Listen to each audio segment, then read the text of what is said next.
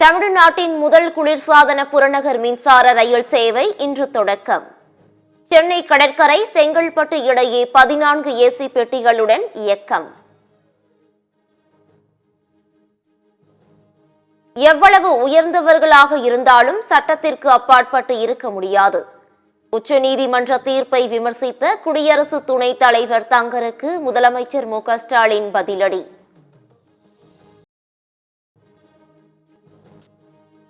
மக்களாட்சியில் மக்களால் தேர்ந்தெடுக்கப்பட்ட பிரதிநிதிகள்தான் அரசை நடத்த வேண்டும்.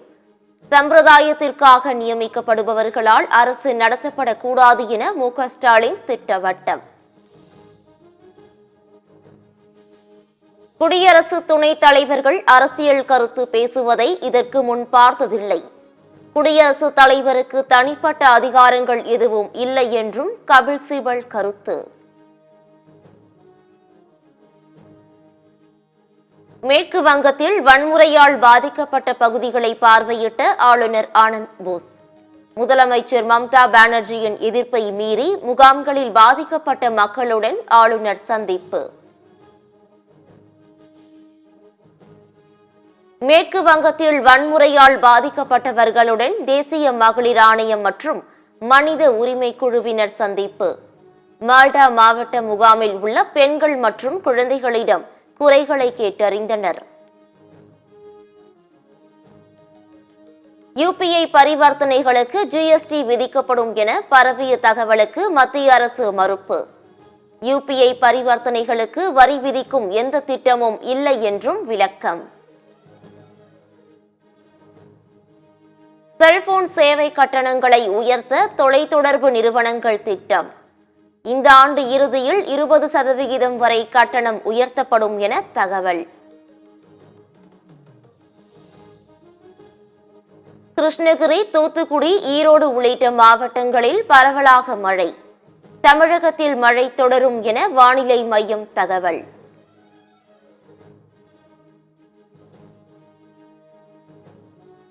தமிழகத்தில் அடுத்த ஆண்டு ஆட்சி மாற்றம் நிச்சயம் என நயினார் நாகேந்திரன் பேட்டி. எடப்பாடி பழனிசாமி முதலமைச்சர் ஆவார் என நயினார் நாகேந்திரன் நம்பிக்கை.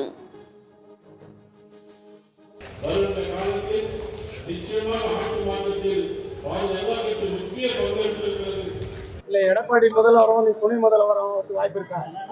அவர் முதல்வர் ஆவார். எடப்பாடி முதல்வர். இதெல்லாம் நான் பேசி முடிச்சுட்டேன். டெய்லி இது காலையில் சாயங்காலம். சர்வதேச விண்வெளி நிலையத்திற்கு செல்லும் இந்திய விண்வெளி வீரர் Shubhanshu Shukla SpaceX Dragon விண்கலத்தில் அடுத்த மாதம் விண்வெளிக்கு செல்ல உள்ளதாக அறிவிப்பு. அசாம் மாநிலத்தில் 71 கோடி ரூபாய் மதிப்பிலான போதைப்பொருள் பறிமுதல்.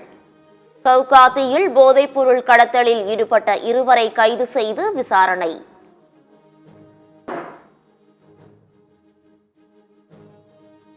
குஜராத்தில் முதலாளியை காப்பாற்றிய வளர்ப்பு நாய். தாக்குதல் நடத்த வந்தவர்களிடமிருந்து காப்பாற்றிய சிசிடிவி காட்சிகள். அமெரிக்காவில் போராட்டத்தில் ஈடுபட்ட குற்றச்சாட்டில் வெளிநாட்டு மாணவர்களின் விசா ரத்து. விசா ரத்து செய்யப்பட்டவர்களில் 50% மாணவர்கள் இந்தியர்கள் என அதிர்ச்சி தகவல்.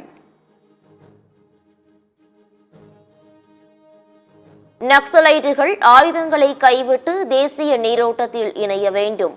சத்தீஸ்கரில் 33 நக்சலைட்டுகள் சரணடைந்த நிலையில் மத்திய அமைச்சர் அமித்ஷா வலியுறுத்தல். பாஜக இந்தியாவில் இருந்து இஸ்லாமியர்களை ஒழிக்க நினைப்பதாக காதர் மொய்தீன் குற்றச்சாட்டு. மக்கள் விரோத பாஜக ஆட்சிக்கு முடிவுரை காலம் நெருங்கிவிட்டதாக செல்வ பெருந்தகை பேச்சு. வக்பு சட்டத்திற்கு எதிராக கர்நாடக மாநிலம் தட்சிண கன்னடாவில் மாபெரும் போராட்டம். படகுகள் மூலம் திரண்டு ஆயிரக்கணக்கான இஸ்லாமியர்கள் வக்பு சட்டத்திற்கு எதிராக முழக்கம். கல்லூரிகளுக்கு இடையிலான மாணவர்கள் மோதலை தடுக்க குழு அமைக்க வேண்டும். தமிழக அரசுக்கு சென்னை உயர்நீதிமன்றம் பரிந்துரை.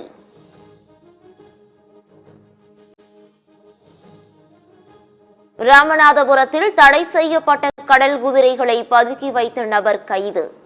10 லட்சம் ரூபாய் மதிப்பிலான 50 கிலோ கடல் குதிரைகள் பறிமுதல். நெல்லை இருட்டுக்கடை உரிமையாளர் மகள் அளித்த வரதட்சணை கொடுமை புகார். கணவர் பல்ராம் சிங் வரும் 21ஆம் தேதி விசாரணைக்கு ஆஜராக காவல்துறை உத்தரவு. பாமக மாமல்லபுரம் மாநாட்டிற்கு விசிக தலைவர் திருமாவளவனுக்கு அழைப்பு. ராணிப்பேட்டையில் திருமாவளவனை நேரில் சந்தித்து பாமக நிர்வாகி அழைப்பு. அரசு மருத்துவமனையில் இருந்த நோயாளியை கட்டாயப்படுத்தி தனியார் மருத்துவமனைக்கு மாற்றிய வழக்கு. தனது தனியார் மருத்துவமனைக்கு அழைத்து சென்ற அரசு மருத்துவருக்கு கடும் கண்டனம். வழக்கின் தீர்ப்பு ஜூன் மாதம் வழங்கப்படும் என தமிழ்நாடு மனித உரிமைகள் ஆணையம் அறிவிப்பு. விசாரணை கைதிகள் நெருங்கிய உறவினர்களின் இறுதிச் சடங்கில் பங்கேற்க அனுமதி அளிக்கும் விவகாரம். சிறை அதிகாரிகளை அனுமதி வழங்கும் வகையில் சுற்றறிக்கை வெளியிட தமிழக அரசுக்கு உயர்நீதிமன்றம் உத்தரவு.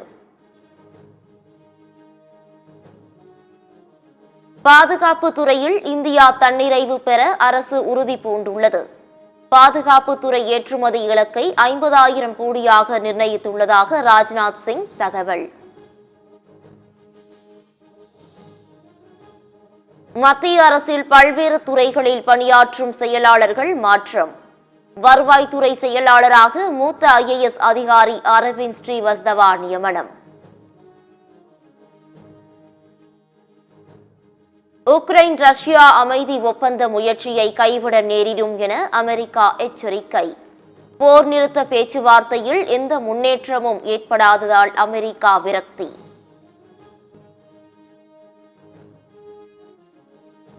அமெரிக்காவுடனான அணு ஆயுத ஒப்பந்தத்தில் ரஷ்யாவின் உதவியை கோரும் ஈரான். மத்தியஸ்தராகவும் ஈரானுக்கு உதவி செய்யவும் தயாராக இருப்பதாக ரஷ்யா அறிவிப்பு.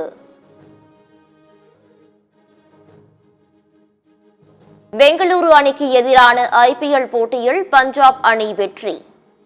IPL புள்ளி பட்டியலில் 2வது இடத்திற்கு முன்னேறிய பஞ்சாப் கிங்ஸ். IPL தொடரில் இன்றைய முதல் போட்டியில் குஜராத் டெல்லி அணிகள் பல பரீட்சை. இரவு நடைபெறும் 2வது போட்டியில் ராஜஸ்தான் லக்னோ அணிகள் மோதல். Barcelona open tennis Alcaraz ரூனே fils அரையிறுதிக்கு தகுதி. காலிறுதியில் ரூட் மெய்னார் தோல்வி. சிட்சிபாஸ் காயத்தால் பாதையில் விலகல்.